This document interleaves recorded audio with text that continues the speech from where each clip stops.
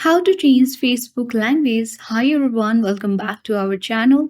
In this quick tutorial video, I'm going to show you the easy way to change Facebook language. To do so, launch Facebook app on your device. Make sure to log in or sign in to your particular Facebook account. Now proceed towards the three-line icon at top right corner of the screen. On this menu section, scroll down and tap Settings and Privacy. Scroll a bit down and here you will see the option of language. Choose language. Currently, it has been set to device language. Here are multiple languages that you can change the Facebook to.